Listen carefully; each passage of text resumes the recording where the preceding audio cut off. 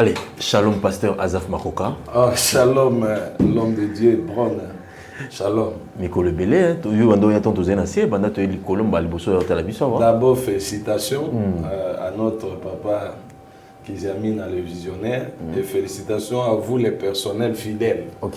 Les personnels fidèles, je vois papa Bron, je vois Bilo, je vois papa Jérémy. Papa Jérémy, vraiment, Bangonion na ne comme ça radio nani. Kofi, Kola Pambola, Bino papa.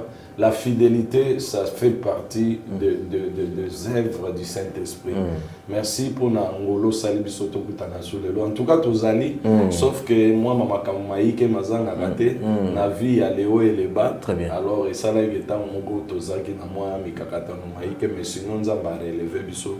Tous ensemble, tous au Kobanakati à voir ya Seigneur. Pasteur Azaf, on a ébi, vous allez passer dans le ministère nayo, mais vous avez peut-être le Bazolanda yo. Pasteur Azaf Makoka, Azaf pasteur église Nini, Azaf visionnaire, Azaf pasteur associé, Azaf responsable l'église. Pasteur Makoka, Azaf Azanani s'est présenté. Tolinga qui vit na biso ezala na bulu ekete. À chaque fois, moi na faza na papa. Ngai na za implanter ya centre évangélique message du salut. Oeza moko ya ba extension ya église ya Gama oyo ezwami na kati ya communauté munene ya ba assemblée de Dieu, autrement dit KDC.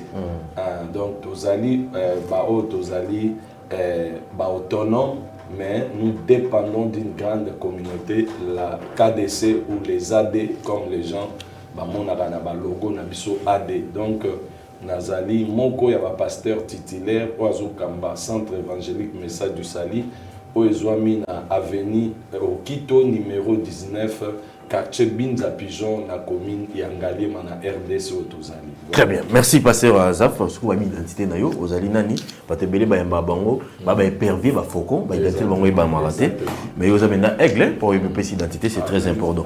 Allez, pasteur Azaf, tu as la croissance et décroissance, il y a des chrétiens dans le Bokanabisho. Très important. Tout le monde qui n'a pas né 90, tout le 85, 97.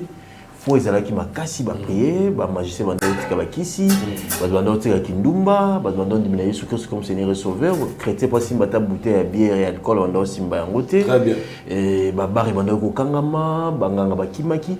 Mais le lot par contre tout le monde babar et comme belé, masumu et comme belé, même l'État, alors lui mon azana zemi, atanga na ekelasi, ba benga na été, tout le monde impudicité, réseaux sociaux yé, bêtises et commis, bana bazo banga sous ba parenté, bana spirituel, ba mo la église, bazo manquer ba père spirituel na bango. Qu'est-ce qu'il soit décroissance on est où tu vois puis croissance c'est mataka makasi et na décroissance cause ya décroissance spirituelle et ça na katsamboka biso. Ce que Otali m'a commis en Zambé, dans Ephésiens chapitre 2, verset 20, le Binabiso, nous avons été fondés ou bâtis sur les fondements des apôtres et des prophètes. Mais Jésus-Christ est la pierre angulaire. Premier défaut, ce sont les faux conversions. Fausse conversion et ça li peut que les loto bandako vivre décroissance à l'église. Première cause, parce que ceux qui total na bané au tangi, ou ba papa na biso Kiziami na Kibila, ba apôtre Emmanuel Mbiye Moulaya, ba apôtre Jacques-André Vernon, ceux qui total ba papa na biso ba Soni Kafuta na époque wana tozozwa belé tokotanga bango batambulu koki. Oui. Les gens donner vraiment la vie au Seigneur. Ok. Et puis batuana baza na grâce au total ba génération wana mingi ba résister tilelo. Ok. Malgré ba vase et marée ezanga kate mais baza dans la foi jusqu'à présent. Pourquoi? Parce que d'abord conversion na bango ezalaki très fondamental. Très bien. Ba vandaki na kati ya enseignement ya ba père et ba similaki lilo banzambe ou esalaki ke lelo ba résister. Maintenant ba mususu ba ye na ba génération elandi baza bato yo toko benga bango bandako etongami na ba zéro baza superficiel superficiel parce que succès outil n'a pas peur. Maintenant ce que bango ba continue succès à pas peur.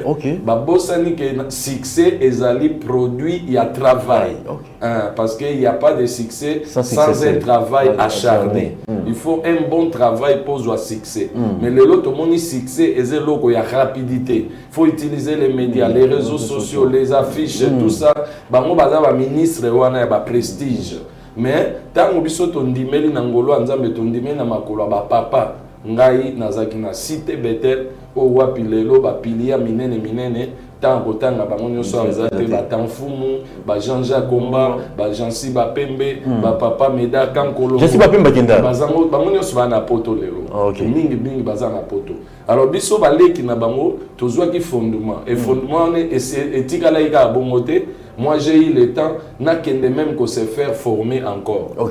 Pendant que moi, je suis dans la communauté, c'était better. On a choisi ça qui voit, il y a quelqu'un qui a la former. Donc, 3 ans de formation dans l'Assemblée de Dieu. Donc, je suis équipé dans un bagage. Maintenant, tous on a un sujet pour notre la croissance et la décroissance. Décroissance, na croissance, net au tikoloba, ils ont dépendre de la foi ya mutu, o yandimeli Yesu.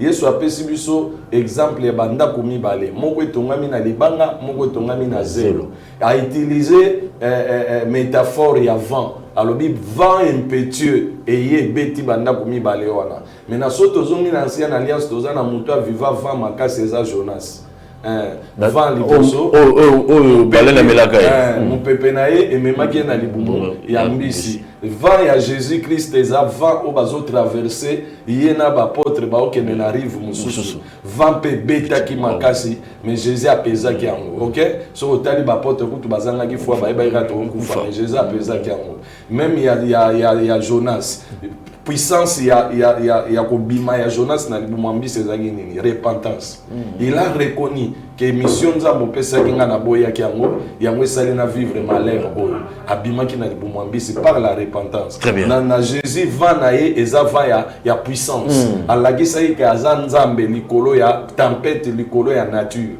et Jésus-Christ comme il est Dieu il a manifesté la puissance de Dieu en lui et le vent était apaisé. Donc deuxième vent mutunanzamba ko vent de sango tango pas comme puissant. Et quand on devient puissant, qui rend puissant c'est le Saint-Esprit. Alors troisième vent eza vague oyo Paul avivaki. Azo kende Rome à Longwe na devant roi Agrippa batindi na Rome pour que nous samba liboso César. Maintenant côté na masuwa vawana erakilon eyaki ya makasi batu bazaki bangonyo sur ma boîte wana fo bakufa mais Paul a lobby le Dieu que je sers m'a apparu cette nuit par son ange en me disant personne ne périra dans cette nuit mais imaginez vent ya ndengwana betaki mulili za lokwa na mer lelo mulili donc toujours ba Titanic mais Paul a viva yango a pesa vent wana par l'appel qu'il a reçu de Dieu. Appel Yamutu, soka battelia malam à traverser pe bavant. Très bien. Donc voilà. Dans la parcours mutu bavant ezali. Bavant ya makasi kasi natangi ya mode. Natangi toutes les sortes bavant. Chaque vent est en porte de sortie.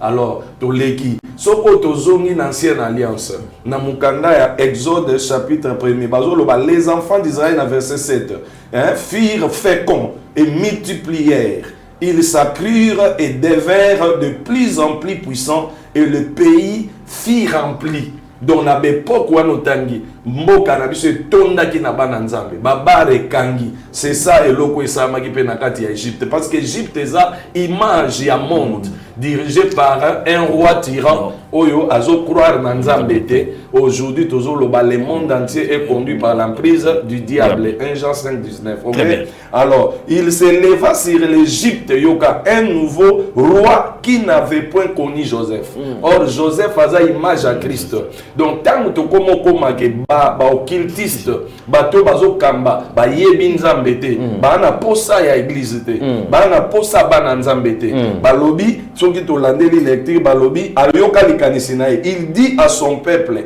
donc ayebisi collège na e batu na e pour les autres aux ana ba réseau et keseni ebele bana nzambe za réseau ba sataniste ezali maintenant ba foko ba koti na ba comme le gola donc ça ko ba ivrer na blé moi au différencier ba moi ça té non wana ku tu eza ba concept mususu tozana na décroissance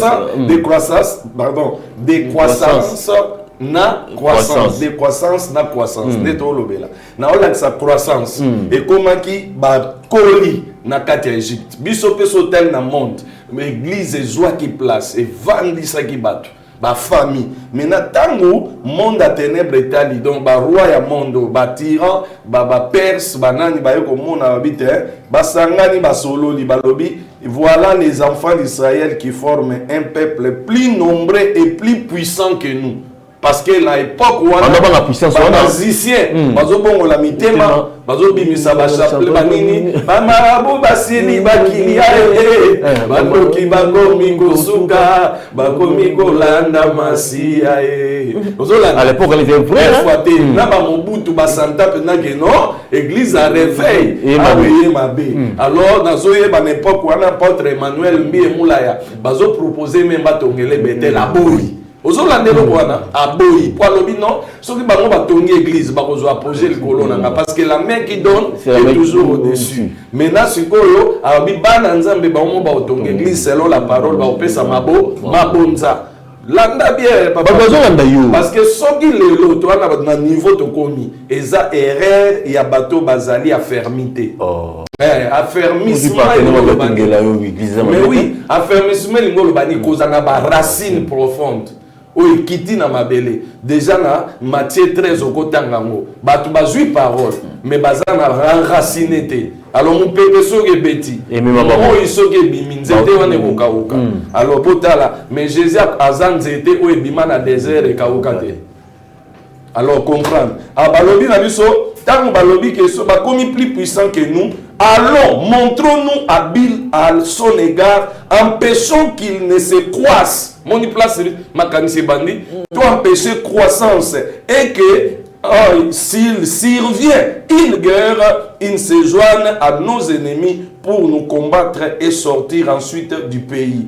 Et l'on établit sur lui des chefs de corvée, afin d'accabler les travaux pénibles. C'est ainsi qu'il bâtit les villes de Python, de Ramsès pour servir de magasins à Pharaon. Bref, imposer bana nzambe misala ya makasi bana Israël wana na Égypte eza image. Alors tant ba imposer bon misala makasi misala wana eza na faveur ya nzambe te.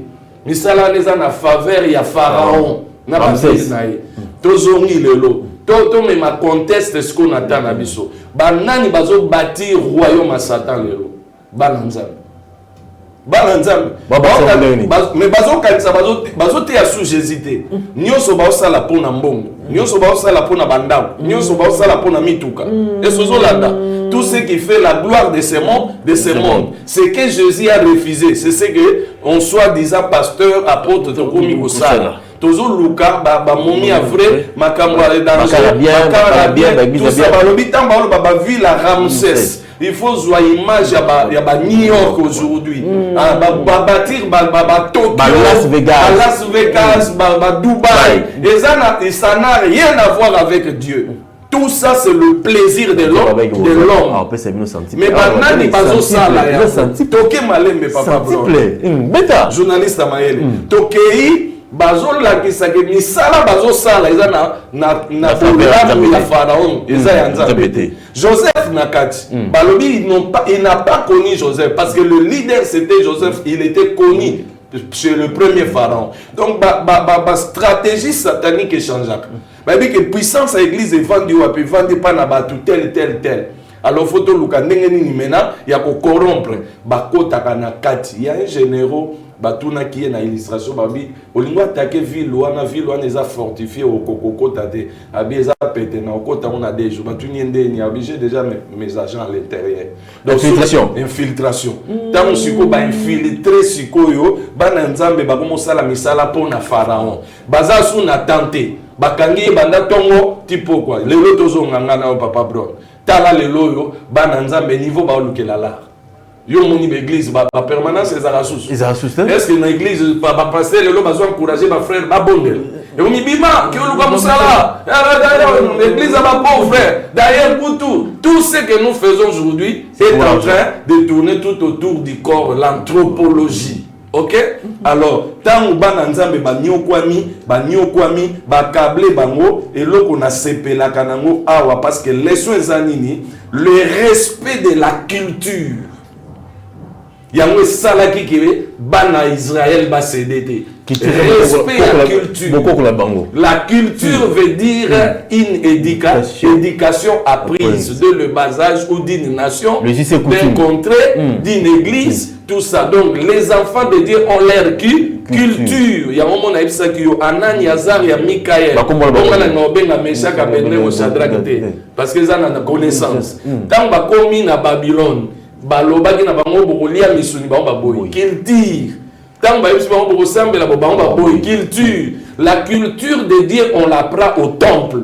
Mais Joseph Aboyate va la tirer bague. Maintenant tu comment voilà c'est la mission mon tolo après c'est la culture là bas la photo lo la c'est quoi yes mais tu non la belle to nous balobi bien culture abana Israël ezaki efficace. Talani nezoleka tango pharaon asali nyonso tout ça bana nzambe bazaka fidèle bazo travailler pour na pharaon mais ba boyi de croissance soko kiti na se nzambe azoloba malgré souffrance il s'y multipliait malgré souffrance multipliez-vous bazo bota bazo kolaga na kata souffrance donc biso bana nzambe tozana posa ya ko dénigrer église té poto que nous pesa ba avantage à monde malgré pas ya kozanga misala malgré pas ya kozanga ba promotion malgré pas ya photo tika la kaka na évangélisation to gagner ba âme ba continuer ko croître na l'église na biso mais le décroissance est côté pour na nini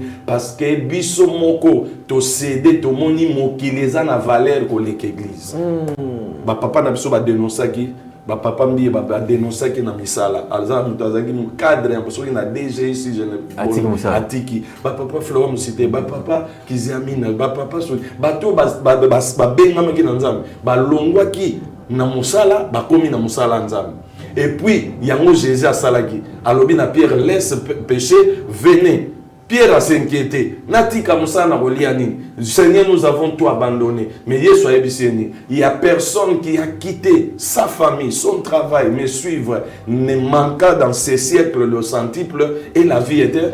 Papa Broni yo yebingai. Beauté na nango lelo. Est-ce que ça beauté na zali nango lobi kuna? Yebisanga na sali na société ni. C'est l'église. L'église, si nous respectons l'église, Dieu respecte ses promesses. Mais si nous bafouons l'église, nous serons bafoués, mais Dieu reste toujours dans ses promesses. Donc, bref, pour la souffrance modifie le style de vie des enfants de Dieu. Ils n'arrivent pas à maintenir dans la souffrance et cela change le style de vie des enfants de Dieu. De plusieurs. Dans un an, le tourné trop solo là. Mais Moutoumou a matakaka. So Mathieu komi, bodian se belé. Pona mon abrone komi, brona komo ya vanda banda tomoti 12 heures pour mon anga. Ça sur le changement de culture. Ok? Mais l'élévation de Dieu n'a jamais imposé de telles choses, de telles conditions, parce que tous un système à pyramide des Agui en Égypte, tous a besoin en Israël. Ok? Et Jésus a renversé Yango. Alors celui qui veut être grand, qu'il soit serviteur des autres. Maintenant, c'est que nous appelons doulos, esclaves. Bananzambe bele ba perdre connaissance, ya rozabe esclave yanzambe. Baningi bazana ba esclave à monde, mais ba comme ba roi na kati ya bananzambe. Donc voilà ce que nous pouvons dire, le changement, la décroissance et la croissance réside sur le respect de la culture. Si vous respectez la culture d'un enfant de Dieu, vous ne céderez pas plutôt devant le diable. Mais quand vous ne supportez pas la souffrance, votre maison sera balayée par le vent parce que vous manquez la Pasteur puissance. Azaf Makoka. Merci. Bananzamba Okyo Makasi. Exposer ça, c'est très important d'expliquer. On les a exposés, on les a exposés pour protéger. C'est toi qui n'as pas de question. Merci. Bananzambe. Zamba Bibotiki Nyoso. Alors, Pesabino, sensible peu l'icolo boroso. Mais il y a un bananzambe. Interprète. Alors, interprète, mon écart na pasteur. Et ça, trop. Même ça, les a chômage. Il prie beaucoup. Il est licencié. Azo salaté, ma kota ba je n'ai prié. Et ça, la balance, même sous. Azo ta la moto à Sambela, mais vine les autres qui ne débouchent pas. Ils ont pu s'examiner à la Ranzambe, dans le combo de l'église, dans la permanence. Tout ça, ça choque, pasteur. Mais comment tu as vivre? Tous la réponse. Tous la première partie à réponse d'abord dans la culture spirituelle. Sur la culture spirituelle, il faut que la Bible lobby chaque chose a son temps. Africain, tout à la paix. Chaque chose a son temps. Dieu ne dépend pas de l'âge. Parce que pour Nanzamba Pambolo Bron, à quoi récupérer 20 ans au perdre dans 2 jours. Et pas Nzambé Salami. Ah, on a dit ça, ça va te témoignage à Bazali. Donc, on a d'abord le problème de temps. On a expliqué 20 moussous et les bisous dans l'église, pas patienter. Bisous to mema bambunda na mitu yo yebinga na memela pasteur Jéribal chaque jour tous na RTP awa yenda sala émission ngate mais pourquoi pour na ya nous les kasimano te bron ndeni ngo yamba pengate ngana lelo na komo les gaya zawate. Donc c'est pour dire que chaque chose a son temps premièrement. Deuxième chose, ça ne dit pas que si tu crois au Seigneur Jésus-Christ il faut rejeter l'intelligence. En quoi Dieu t'a appelé? La vocation n'est pas seulement prêcher, prier. Mais quelqu'un peut venir à l'église pour obtenir la culture de Dieu, mais en étant ingénieur, en étant un maçon, en étant un huissier, en étant tout ce qu'on peut faire. Parce que la Bible a encouragé que je bénirai l'œuvre de tes mains. Ok? Les lois sont clairs. Problème est que bateau bakoti n'appelle, bango nyos basopa n'appelle, babosen kaza ingénieur, babosen kaza peintre, babosen kaza maçon, babosen kaza sireur. Ok? Ngana zolo bana ngana sala ki lavandi nanda kwa mundele ngamo na sugula pina bilamba mundele bo pia na zui moi situation madame on comprend elingo lo bate répondre meli nzambe il faut mitika problème wana ya mona lobi na yo keza problème ya culture batu baza enseigner te il faut kutana na ba enseignant malamu neti biso ba enseignant to kutana na bango akobeto egogo ayebiso pourquoi zota l'enveloppe ba pesi ya etalio autant le rôle d'injustice. Comment tu travailles avec Bisson? Mais organiser formation. Mais formation non. Même les soldats, pourquoi Paul Azolo Timothée soit un bon soldat du Seigneur? C'est la culture. De discipline, au bandé qu'on évoquait tout à l'heure dans l'introduction, ça dit si les gens ne sont pas disciplinés, même deux autres salles émissions dans RTP, qu'ils tirent mon Gwezali. Nous tournions sur ta route à un journaliste, Bill a payé place à ça l'émission. Jamais. Donc, Batoufou Bazala la culture. Dans une église, je suis appelé comme chrétien mais peintre. Je suis appelé comme chrétien mais comptable. Ok? Pour Batoumoussou mailler les dons. Tout ça n'a pas talent spirituel, pardon. Don spirituel n'a pas talent naturel. Ni on se route pas nan. Ni on se route pas nzambe. Pas toi ça la erreur. Ba o kanisa ke mutasa na talent, ana molimo mosantu te. Lukuta, le Saint-Esprit peut te donner un talent. Ce n'est pas que tu prophétises, mais quand tu regardes cette caméra, on dit ah caméra au zoom n'a comme un problème. Il y a talent. Technicien à l'embanaka pareil, soit fungoli à tel, pas TV et démarre. Donc, ils ont talent naturel. Mais diable a yaka dépersonnifié on a zongi mukena likambo lobaki ya on a lobela qui na symposium parce que ça lie à très bien Albert Kakinza Molambo première édition ça qui bien ça poser la question il y a réflexion ça milliers qui m'a symposium les autres côté to kende qui va poto sambela non to ke au sala ba discussion ba réflexion pour namboka biso bana nzambe bayele na biso skolo to tia moi en place moke ke nelibo liboso lelo batu ba murmurer ba nommer grâce Coutinho bon on murmurer poani botika et total exercice ningi bazo banazo wana conditionnage en expérience total exercice netinga nani ayebinga na mboko nani ayebinga comme grand prédicateur mais ce que na niveau nanga dans l'équipe a passé à 50 000 na connaissance. Même na Gishasa na évité batumsu batelema le roi ba grand saut de fandi ne soit aomelaka pe parce que naza na misisa na connaissance problème ezake batika bilobe la mutu baye ba jijaker pour la ne juger rien avant le temps. OK? Donc na ngai na lobake ba dépersonnifier bango bakomisi bango na bakombo banzambe wana nde mo pe bapie au talent ya journalisme olio sala pona gloire nzambe te ozosala lelo omona moto mosusu amoni akoma ne journaliste ya côté moko boye alobela ne mitakala. Est-ce qu'on a un problème en Zambie? Non. Ba bendi, ba faiblir, ba manipuler, alandi gain. 1 Pierre, 2 Pierre chapitre 1 verset 10. Vous devez affermir votre vocation et votre élection. Des choses. Nzamba bengi wa pesu eloko, mais loko wa pesu faut affermir. Très bien. Faut qu'on manango efficace. Sinon ba ravir yo ya. Très bien. Alors Satan za mutunini Dieu a pris cette définition il ne vient que pour voler. Mosunya lo nga voler, c'est la voler ni. A voler talent na wa ke sala. A voler maele na wa ke sala. Ndio moni le lo batu azot sous-estimer parole de Dieu à qui occultisme. Ça c'est l'insigne. Qui pousse parce que tout le monde va pasteur, bazo benga ba prière ba ange. Est-ce que on invoquer ange abimelo mutu pasteur ange na bikisa mutu.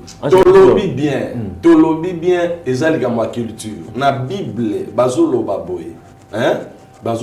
L'Éternel Dieu envoya son ange. L'Éternel Dieu envoya son ange. Son ange. C'est Dieu qui envoie. Mais comment il envoie? Par le besoin de son peuple. Tozan Moura. Moura est une unité spéciale présidentielle. Yo monaka Moura partout nyoso ba ubengaye. Soki ba batu baswani na quartier Moura oya. Mutatinda kamura faza la kuna na présidence yenda kolobata la boki ta place bo situation na bino mtu bosi le salon mais moto yope abamura ba yeli c'est kaza na relation likolo donc soza na relation na nzamba ko disposer ba ange l'ange de l'Éternel balobite l'ange de Dieu l'ange de l'Éternel tout au camp tout autour de ceux qui craignent Dieu pour les arracher au danger. C'est le ministère des anges qui s'opère auprès de nous par le biais de Jésus-Christ. À l'ancienne alliance, c'est la théophanie, c'est l'ange qui apparaissait, mais c'est lui-même Dieu dans l'ange. Mais quand Jésus arrive, le mystère des anges physiques disparaît parce que nous avons un homme comme nous qui nous comprend et qui peut pallier et donner les solutions à nos problèmes. Nos connaissances, c'est là. Parce qu'il y a des croisades, des campagnes, des églises. Ange dans la Yobi qui ça. Ange même si épée. Papa, l'ignorance dit. Yokana comme ça. Osée chapitre 4 verset 6 c'est l'obine. Vous voyez bien monter. Citez-les bon. Osée 4 6 malgré la question d'un journaliste c'était mais lobby mon peuple est détruit parce qu'il lui manque quoi? La connaissance. C'est ça la base. Le peuple n'est pas détruit à cause du péché. Mais fondamental, c'est quoi? Les gens disaient non, le problème du péché a été résolu parce qu'il y a des pistes pour sortir du péché. Okay. Mais le problème de la manque de connaissances, si tu n'en as pas, il n'y a pas de piste pour sortir. On a bloqué. Mais Jésus a dit, dans Jean 8, alors vous connaîtrez. C'est la connaissance. Vous connaîtrez la vérité et elle vous rendra libre. Donc on est esclave quand on n'a pas la connaissance. Mais le terme la Bible est en cas biblique. Oui, au moins papa bon. Tu as une question à poser. Docteur, tu as pasteur dans ce bâtiment. Un vrai pasteur doit avoir la connaissance. Parce qu'il est appelé à protéger les brebis, il est appelé à les nourrir, il est appelé à les vêtir, et il est appelé à les laver. Brigitte.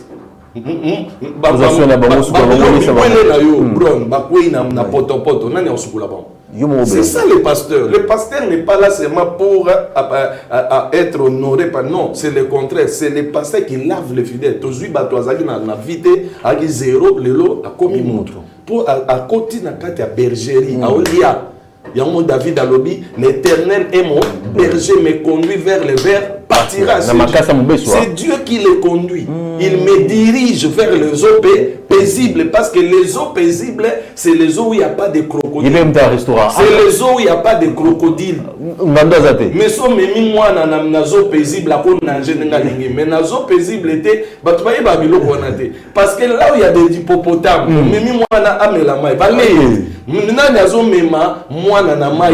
c'est le berger.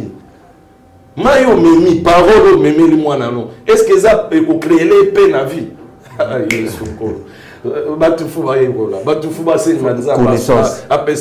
Connaissance. Non, musala on va bien en professionnel, professionnel d'immédiat. Faut un professionnel na kata matambo. Donc bref, na tozaki na problème ya nuka.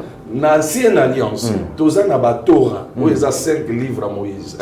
Moïse a commis selon initiation nzamba pesa qui est pour asosola makambo. Les choses qui ne sont pas reprises dans le Nouveau Testament, cela veut dire au clair que ça n'a pas d'importance. Parce que ce que bandit dans l'acte des apôtres, c'est que Jésus a commencé à faire et à enseigner. Donc il y a des gens qui font des choses que Jésus a bandé ko sala na ko azali ko lakisa. Yemuka lobi na Matthieu 28, 19, 28, à l'effet de toutes les nations des disciples, yoka enseignez l'air, c'est dont je vous ai prescrit, car je suis avec vous. Donc il veille sur ce qu'il a donné. Paul a écoloba na Timothée, on a bengaka 222 code ya véritable connaisseur, 222 les choses que tu as apprises de moi. Par le biais de témoins, plusieurs témoins, ok, confie-les à des hommes fidèles qui soient capables, fidèles d'abord et qu'ils soient capables des capacités. La fidélité de transmettre et la capacité de transmettre. Au cause de la connaissance à parole, nous avons la capacité à transmettre en monté. Alors, pour la zolo bango biloko yekola ki pananga. Donc ba pesa biloko msute. Galate zolo ba soki monta uti kola ta anja kiti ala kisi biloko to la kisa kite. Donc ba biloko wa banuka o ba ceci cela et a biloko yo ba potre ba la kisa ki te. Tozana posa na monté. Parce que Paul a zolo belaka kana Romain.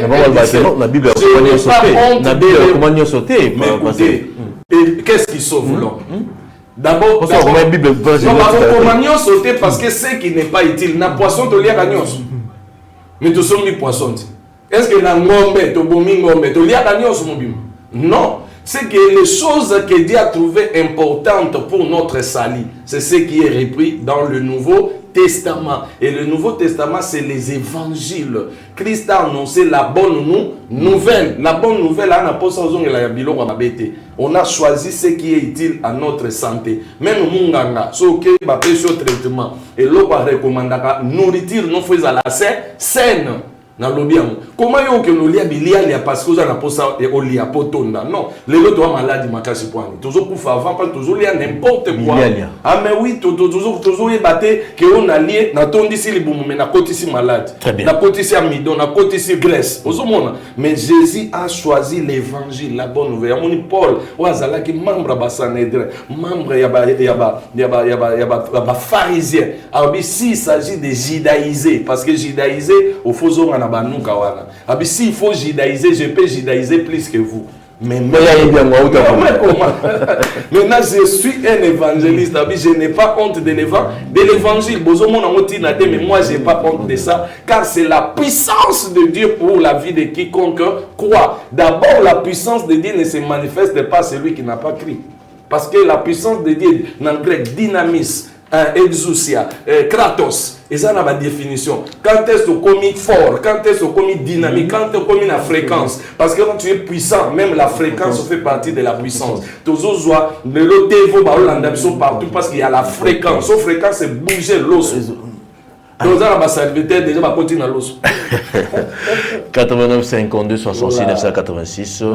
La croissance et la décroissance chrétienne, c'est très important. Avec pasteur Azaf Makoka, très intelligent. Azaf facile, mais une connaissance terrible. Allez, gars, pas la télévision. Moi, on a rabattu, tu vas un succès belé, besoin d'une impression. Mais la parole, quand tu suis le monsieur, tu suis le pasteur, tu sens qu'il a la connaissance. Beaucoup de connaissances, beaucoup de connaissances, ndako atomina mabele, mon PPK, fire, professeur, soubassement dans mes années. Est-ce que c'est important au moins une couleur à singler là et puis na bénéficier ni. Et c'est important parce qu'il y a 10 000 francs dans porte-monnaie. Est-ce que c'est important parce que numéro de téléphone là. Moi na nzambe, zala éveillé na makambo tozolo. C'est très important. Bon on a le bien. C'est très bon ah ba lo bana ba kaka. Mais les lo va te belé. Il va te belé, va perdre ma vie. Bon, la prière, bah, angiologie. Bon, ça va épée, bah, bague, bah, esthécile, il y a la prière. Et ça l'a raté. Oui, rose révélation, ça m'a dit non, Zoma, il semble la bonne, au semble mais le bisous maï, le bel maï, mungwa, kosukola mutu. Est-ce que c'est important? Tant que nous avons l'église infiltrée, temple les renversé, avant tout côté en activité aux Anango, qu'est-ce qu'il faut faire maintenant, Pasteur Azaf, mon thème des autres seigneurs là, aux autres là-bas, grand pasteur, on va la fierté en boca na biso, c'est là où va côté ma baby, église les allait infiltrer. Nous avons inspiré le lot à la télévision, on peut sa message, on peut savoir que nous avons serviteur, et puis fidèle, nous avons chrétien de Jésus-Christ comme Seigneur Sauveur, tu as la caméra, et puis tu as un programme et activité. Ngonga Zoua, nalingai na lobake, surtout Matthieu 13. Réponse c'est ça. Jésus a dit un homme est sorti pour s'aimer de la sémence dans son champ. Ok? Donc, Azo lobake, chacun sème, il sème la bonne sémence. Pour ta vie, mon frère, ma soeur, toi qui nous suis, sème la bonne sémence. En sémant la bonne sémence, et qu'on bota, et qu'on cola, et puis l'obé qu'on paie ça, 10, 20, 100, et n'engue Jésus à l'exhibition. Maintenant, malheur à tous ceux qui ont sémé leurs semences dans le lieu pierré. Le long du chemin, au bandeke badodi. Oyo baloni nabisika mabele kauka moyezo barasi nezate. Alors faut choisir la bonne terre. Tout ça symbolise nos cœurs.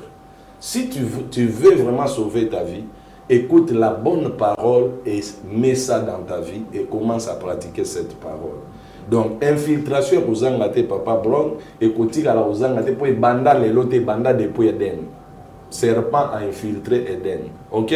Na mauvaise vision et puis na mauvais enseignement. Aye ko déformer enseignement et pas Ève. Ndenge zo sala malelo na mon démonstration to sali to lagisi ke bat ba déformer enseignement na ba bit na bango. Alors bato ba na biso ba yeba ke Jésus aloba ki boye. Laissez le livret et le blé croître ensemble. Problème ezake ya koko l'ensemble wana alobi tangu ya moisson. Tangu ya moisson moto ya boya pour buka à comprendre que o eza livré à boire dans la moto blé à utiliser. Quand tu es en train de faire croître la bonne semence, les gens finiront par te consommer. Lelo yo biso yo toza na biso na oyo gauche droite te bat barebi mais bat ba fini ko consommer ngai parce que lelo preuve naza na RTP na édifier de konanga journaliste na édifier yom to landi biso donc soza na poso benga na mate ko benga nga pour comprendre ah frère na lo babilo ka kitoko même azana ndako atazaki na ba masumu a comprendre ah eza nécessaire na yeba lilo banzambe pour na nettoyer ka ba péché na ngai parce que la parole de Dieu est l'eau qui nettoie qui lave. Pierre a lobby, Paul a lobby, et ça maille ou ezo sukola biso, ezo purifier biso. Purification n'est pas na tongo. Moi retard à ma minute zani, koko ta na douche. Comment kola ta bilamba pour président sanité. Donc parole de Dieu après à bénir yo mais photo longo la basa la salité. Mutu muso akoye ba muninga lobby awana na yebi asalaka défaut mon asalaka loko moko boy na yebi asalaka boy oui c'est bien bon mais Jésus ayaki alakisaki biso que il n'est pas venu choisir les hommes parfaits. Il est venu faire les gens parfaits. C'est-à-dire à chaque fois semence na yo ozolona yeba ke na moyembi na oyemba nini nazo teya nini nazo sakola nini yango ko sala batu ba consommer. Dieu soit loué. Dieu soit loué. Allez pasteur Azaf Makoka. Mais ça fait longtemps, on sent sur l'activité pourquoi? On sent sur l'activité pourquoi? Nazongeli l'activité, nazana deux activités majeures. Première activité, nous allons tenir des séminaires bibliques, enseignement.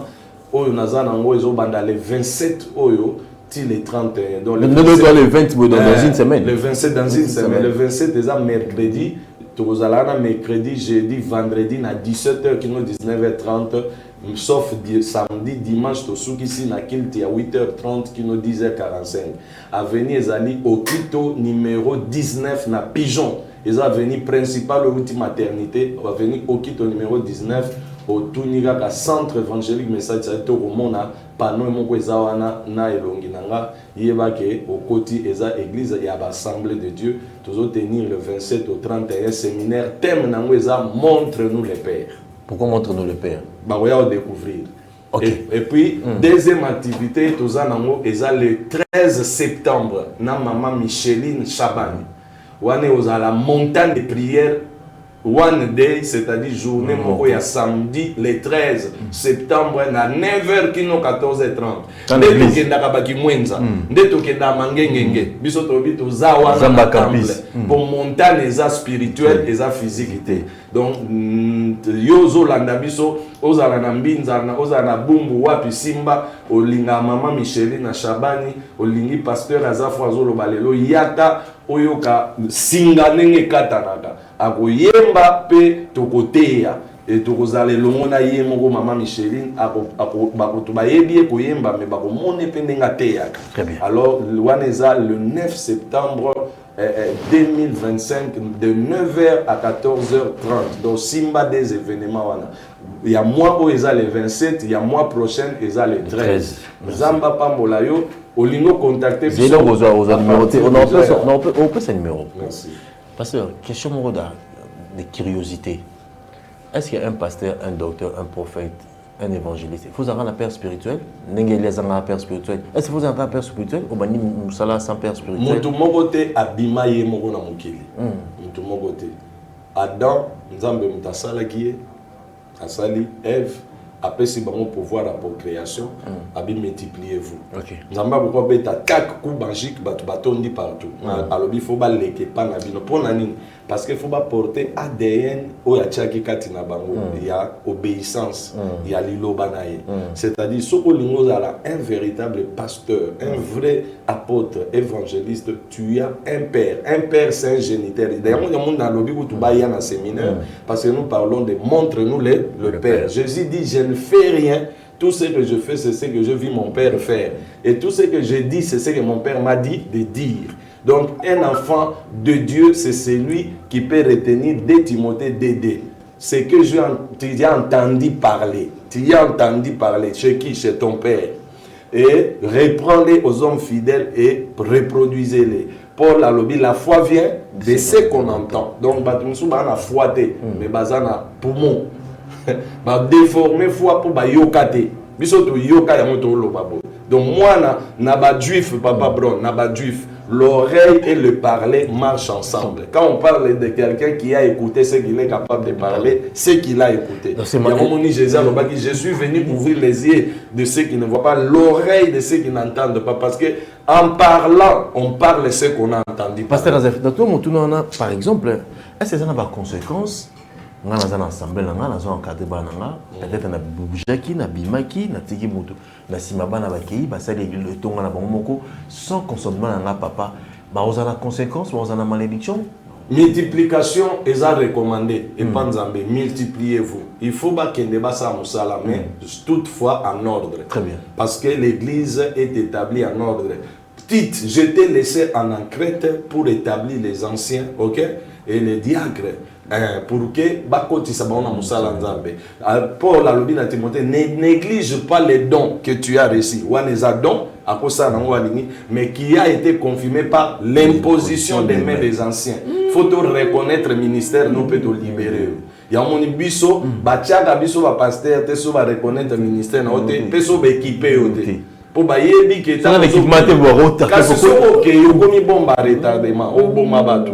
Il y a même avion pour pousser que bamboka musu faut basala mo rodage même ba moto ça dit yo kozala ka na te posa na dobi mi okeyo bandi non faut toi approuver yango aux imposition des mains aux recommandation ba associé au même Paul azala ki danger pour koleka ba pierre à Betty 14 ans mais bazo douter fallait qu'il passe Jérusalem a exposé biloko au baba yoki babi oui maintenant nous croyons que tu peux marcher avec nous ba PCM d'association Donc voilà quoi ya waté na RP ponga ngai bilo fois checké yo blonde fois checké yo Jérémy fois checké on a ça enregistré on a ça caméra ba fois checké chikopo to yé ba so aussi marapena caméra donc moi na nyo so fois na papa na allez numéro de téléphone adresse 084 160 80 pour na WhatsApp et 098